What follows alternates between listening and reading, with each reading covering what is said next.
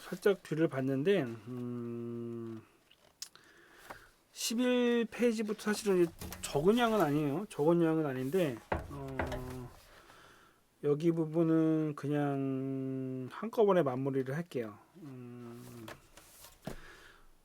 일단 11페이지는 왜냐면 이제 또 나누기도 애매모호해서 좀 약간 좀 짧은 내용들이라 나누기도 일단 애매해서 말씀드리겠습니다.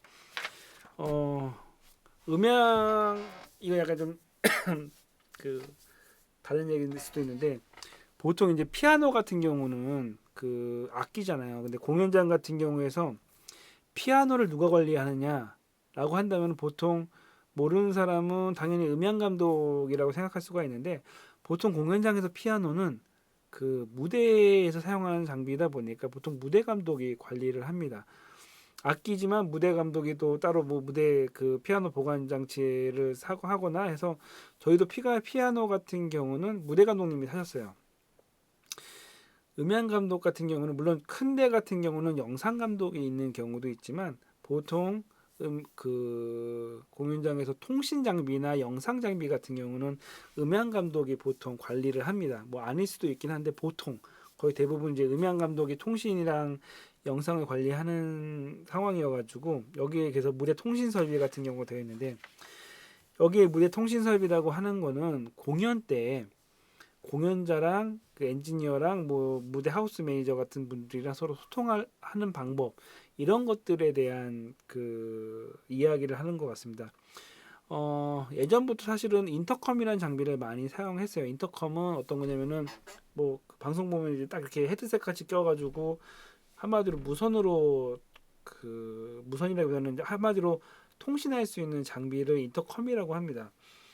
예전에는 유선 인터컴을 사용을 했었고요. 선으로 해서 연결해가지고 서로 연동을 했고 최근에는 무선 인터컴으로 해서 무선으로 쓸 수 있는 걸 쓰는데 장점은 이제 실시간으로 서로 대화가 되는 거죠. 말이 안 끊기고 한마디로 뭐 6명, 10명에서 같이 통화하는 그런 그 핸드폰에서 그런 기능이 있잖아요. 그래서 물론 잘 쓰지 않지만 그런 기능이 있는 것처럼 서로 쌍방향으로 서로 이야기를 할 수 있는 통신 설비를 이야기합니다.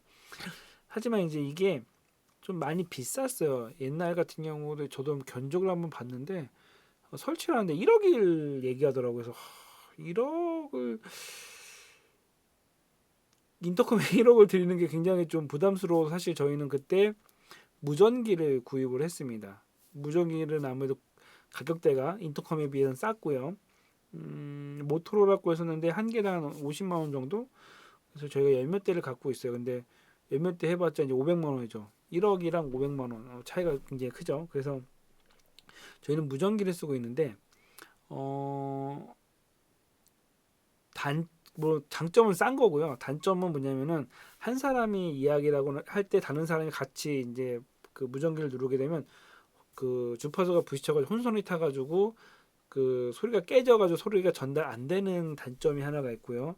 또 하나는 항상 무전기를 누르고 이야기를 해야 되기 때문에 그 서로 상방을 대화할 때 이제 좀 많이 써봤던 사람들끼리는 쉽게 되는데 처음 하시는 분들이 약간 좀 어려워하시는 부분들이 있습니다. 하지만 제 개인적으로 봤을 때는 뭐 한 90% 정도 이상은 큰 문제 없이 이루어져요. 하지만 이제 전문 공연, 진짜 디테일이 굉장히 민감하고 큐를 놓치면 안 되는 때는 사실은 맞지는 않는 거죠. 그냥 저희 공연장 같은 경우는 크게 막 디테일 기각기를 막 진짜 디테일하게 할 정도까지는 아니기 때문에 무전기로 있어도 큰 문제는 없지만 사실은 이제 인터컴이나 이런 것들을 쓰는 게 좋기는 하죠. 큐사인 앰프 같은 경우는 뭐냐면은 굉장히 이제 조용히 해야 될 때가 있어요. 이제 무전기를 쓰게 되면 뭐 헤드셋을 끼고 하긴 하지만 그래도 이제 뭐 하다 보면은 불편해가지고 잘 안 들리는 경우가 있단 말이에요. 근데 그 무대 감독이 큐를 줄 때 그 조명이나 이제 조용해야 되는 경우는 램프가 있어가지고 뭐 예를 들어서 녹색, 뭐 주황, 빨강 뭐 이런 램프가 있어서 그걸로 이제 레디 키를 주는 거죠. 그래서 기본적으로 레디 할 때 딱 불을 넣었다가 큐 할 때 예를 들어 빨간색 버튼을 딱 누르면 그때 이제 그 램프에 맞춰 가지고 큐를 하는 방식이 이제 큐 사인 램프인 거고요. 영상 모니터 해가지고 밖에 로비 쪽으로 로비나 이제 분장실 쪽으로 소리 나가는 그 영상 모니터나 스피커도 음향 감독이 관리를 합니다. 왜냐면은 이제 아무래도 음향실에 소스가 나가니까요. 근데 이거는 하나 알아두셔야 될 게 그게 있어요. 그 요즘 CCTV가 개인정보 보호 때문에 좀 많이 민감하고 복잡합니다. 저 같은 경우도 이번에 그 녹화 안 되는 영상 장치를 쓰는데도 뭐 정보보호법 관련된 서류를 엄청 냈어요. 뭐 시의 사전 승인도 받아야 되고 뭐 이런 것들이 있습니다. 그래서 CCTV 관련돼서 만약에 이제 지금은 예전에는 그냥 막 설치를 했었어요. 근데 요즘은 설치를 하려면은 개인정보 보호에 관련된 법률에 위반되지 않게 잘 알아보셔야 됩니다. 페이징 시스템 같은 경우가 그거예요. 한마디로 분장실이나 이런 쪽으로 소리 보내는 시스템은 이제 페이징 시스템이라고 하는데 그거를 이제 이야기를 합니다. 보통 이렇게 하고 나머지 것들은 읽어보시면 될 것 같아요. 사실 이거는 사실은 겪어보시면 좋을 것 같아요. 그냥 말로 할 게 아니라 사실은 공연하면서 무전기도 써보고 인터컴도 써보고 공연을 한번 겪어보시면은 이해가 편하실 거긴 한데 어쨌건 기본적인 개념은 이제 그렇다라고 생각하시면 될 것 같고요. 예. 12번째 이제 공연을 위한 음향 장비 운영. 이제 이거는 이제 기본 아까 제가 항상 이야기했던 음향에 대한 기본이에요. 그 어떻게 소리를 밸런스를 잡아야 되냐. 뭐 사실은 처음에 음향 잡을 때 뭐 저 같은 경우는 뭐 공연장이 미리 세팅되어 있으니까 기본적인 톤이 잡혀 있긴 하지만 렌탈처럼 왔다 갔다 하게 된다면은 처음에 기본적으로 스피커 튜닝부터 톤부터 좀 잡고 그런 다음에 헤드룸을 해가지고 일부러 저희 하울링 한번 내보면서 아 여기까지 올릴 수가 있구나라는 거 파악하고 특정 주파수가 하울링 나면은 그 노치 필터를 깎고 뭐 그 제가 항상 이야기했던 피드백 하울링이라고 하죠. 하울링이 안 나게 하기 위해서 208페이지처럼 헤드룸을 약간 그 확보하는 것도 있지만 스피커가 마이크 뒤에 있으면은 하울링 나기 쉽다. 이런 여러 가지 음원에 대한 그리고 음향을 조율하기 위한 여러 가지 이야기들을 하고 있습니다.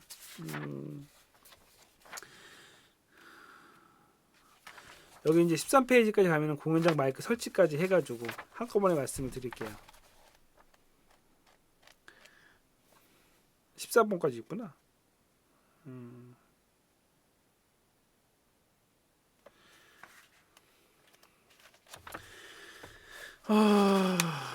그 12페이지부터 사실 그 뒷부분까지는 이제 음향의 여러 가지 실질적인 기술에 대해서 이야기를 합니다. 뭐 12, 13, 14페이지를 다 같이 이야기한다면은 이것들은 한번 읽어보라고 제가 이야기하는 것 중에 하나가 뭐냐면은 한번 읽어보게 되면 기본적으로 공연장 음향이 어떻게 돌아가는지에 대한 기본적인 구조를 이해할 수 있다라고 생각하시면 될 것 같아요. 그 제가 이제 1급을 가지고 있다고 말씀을 드렸잖아요. 제 영상에도 보시면 아시겠지만 뭐 저는 예를 들어서 음향에 대해 있어서 전체 막 등수를 따진다 그러면은 저는 그냥 70점이라고 생각해요. 지금 제 실력이. 왜 그러냐면은 제가 1급을 딴 다음에 어떻게 보면 그냥 흔히 이제 뭐 내가 1급이야. 뭐 전국에서 1급 자격증 가진 사람이 많지는 않아요. 근데 2급을 땄어라고 이야기를 하면서도 1급을 따고 나니까 이제 제 위에가 보이는 거죠. 제 위에 진짜 기사성 같은 선배님들도 있고 음향에 굉장히 이제 달인들도 보이고 하다 보니까 저의 부족함들이 느껴지는 거예요. 그러니까 음향에 있어서 제가 공부를 되게 오래 했지만 사실 저도 이제 죽으라고 음향 공부를 한 것도 아니고 여러 가지 하면서 느끼게 된 것도 있고 제가 사실은 뭐 이렇게 잘나가지고 영상을 찍는 것도 아니에요. 저는 진짜 아마추어 대상으로 이제 음향 교육을 하지 사실 뭐 좀 잘하시는 분들한테 음향을 그렇게 가르칠 정도의 이렇게 퀄리티가 있는 사람은 아닙니다. 다만 이제 음향을 하다 보니까 기본적으로 이 정도는 해야 된다라는 기본적인 마인드나 생각 정도 갖고 있는 거죠. 그래서 그냥 처음 하신 분들한테 뭐 이건 이렇다 저건 이렇다라고 말씀을 드리지만 그냥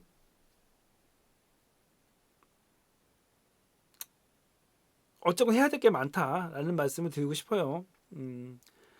제가 이제 그 20년간 음향을 했지만 제가 부족하다라고 하지만 그럼에도 불구하고 음향을 하고 엔지니어까지 오기 위해서는 굉장히 배워야 될 것들이 많이 있습니다. 전기가 어떻게 생성되는지부터 RSTN이라고 흔히 이야기했을 때 분전반에서 전기가 어떻게 들어가서 그게 어떻게 앰프로 연결되고 믹서로 연결되는지 되느냐, 이게 어떤 전류냐, 이게 위상 전기도 위상을 어떻게 해야 되느냐, 이런 것부터 시작해서 케이블을 어떻게 관리를 해야 되느냐, 케이블도 막 이렇게 막 꼬고 감는 이런 경우 있잖아요. 그렇게 안 하고 잘 관리를 하고 마이크도 사용한 다음에 건조를 잘 시키고 마이크 충격 안 되게 하고 그 제가 요즘 백종원 씨 프로그램을 참 좋아하는데 그러니까 백종원 씨 프로그램 보면서 느끼는 게 그거예요. 진짜 잘 되고 맛있고 그 유명한 맛집들은 엔지니어가 신경을 많이 써야 돼요. 그냥 내가 좋은 장비 갖고 있다고 가끔 가다가 이제 좋은 공연장이나 좋은 장비를 갖고 있는데 엔지니어가 부지런하거나 꼼꼼하지 못하면은 장비가 쉽게 망가지고 그냥 실수들이 자주 발생되는 거예요. 그래서 뭐 그 중에서 자기가 잘하니까 그냥 대충 넘어가는 마인드를 가진 음향 감독들도 많아요. 그러니까 실력이 없는 게 문제가 아니라 공부를 안 하는 음향 감독들이 굉장히 많아요.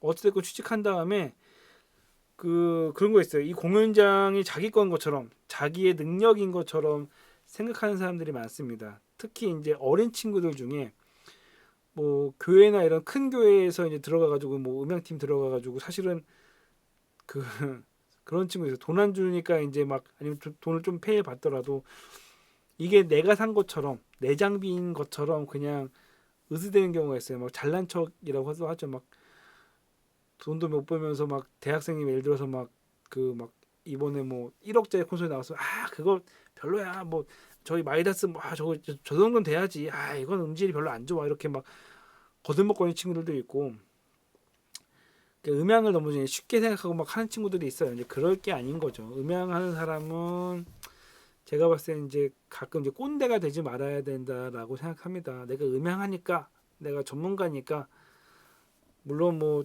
진상 같은 손님들이 있긴 하겠지만 음향하는 사람은 음향에 대해서 좀 더 계속 공부하고 노력하고 해서 자기를 발전시키려고 노력을 해야 된다라고 저는 생각이 들고요.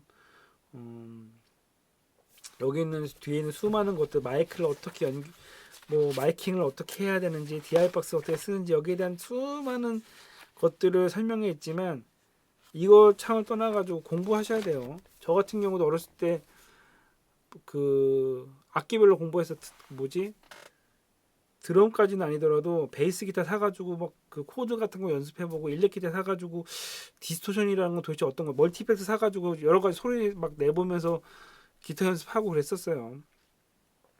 한마디로 이 책에 그런데 그런 것도 안 하면서 이 책 한 번도 안 읽고 시험 보겠다고 한다면은 그건 이제 도둑놈 싶은 거죠. 이 책에 있는 내용 말고도 음향 상급이 되고 실전에서 음향을 하려면은 수많은 시행착오랑 수많은 그 음향 경험들이 필요합니다. 그냥 그거에 대한 기본 매뉴얼이라고 생각하시면 돼요. 그래서 시험에 합격하기 위해서 제가 이 책을 5번 이상 보라고 저희 친구들한테 이야기하는데 그것은 5번 이상 보면은 네가 전문가가 된다라는 얘기가 아니라 5번 정도 되면 음향에 대한 그래도 기본적인 매뉴얼을 습득을 했다. 그 정도 수준이에요. 그런 다음에 실제로 이제 자격증을 따게 된다 하더라도 아르바이트나 이런 걸 하면서 겸손한 마음으로 그 음향에 대한 갈구하는 마음으로 성장을 하셔야 되는 거죠. 가끔 가다가 뭐 제 주변이나 어디도 나이는 들었는데 음향에 대한 애정도 없고 관심도 없고 그냥 그런 감독들을 보면서 항상 느끼는 것들이에요. 그 어찌됐건 본인이 음향을 한다라고 한다면 음향을 사랑하세요. 음향을 사랑한다면 음향에 대해 신경을 쓸 것이고 좋은 소리를 만들기 위해서 고민을 해야 될 겁니다. 이 음향만이 아니라 저희 친구들한테는 브랜드명도 다 외우라고 해요. 뭐 케이블 같은 경우는 뭐 최소한 까나레, 솜모 뭐 이런 것들이나 뉴트릭 커넥터 뭐 이런 것들 뭐 스피커 하면 메이어 뭐 펑셔넌 JBL HK EV 뭐 이런 것들 그런 스피커를 얘기했을 때 뭐 어떤 모델명 뭐 스펙까지 아니더라도 기본적으로 이야기할 때 소통할 정도는 돼야 되잖아요. 음향을 하는 사람인데 어찌됐건 그 영상은 여기서 마치긴 하겠지만 배워야 될 게 굉장히 많습니다. 잔소리가 좀 계속 길어지는 것 같아서 어쨌건 맨 마지막까지는 뭐 한 번씩 보면서 하셔야 될 내용이고요. 시험 문제에 자 이렇게 넘어가지만 시험 문제에 어떤 게 하나 나옵니다. 좀이 13페이지 여기서 한두 문제 나와요. 막 치사하게. 한 가지 더 말씀드리면 마이킹하고 뭐 이런 것들이 여기서는 이렇게 하라고 하는데 꼭 정답은 아니에요.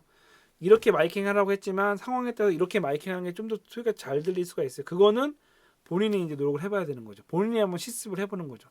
이렇게 마이킹 해보고 이렇게 마이킹 해보고 어떤 게 틀린가 본인이 느껴야 된다라고 생각합니다. 어찌됐건 끝까지 열심히 노력하셔서 성공하시길 빌겠고요. 무대 음향 이론 교육은 여기서 마치지만 저희 동아리 친구들은 이 이후에 시험 보는 친구들은 날짜를 잡아서 저랑 같이 실습하면서 이론 배웠던 것들을 더 배우도록 하겠습니다. 못 만나 뵙는 분들 중에서도 어쨌건 성공하시고요. 언젠가 좋은 자리에서 저희가 음향하는 자리에서 만났으면 좋겠습니다. 건강하십시오.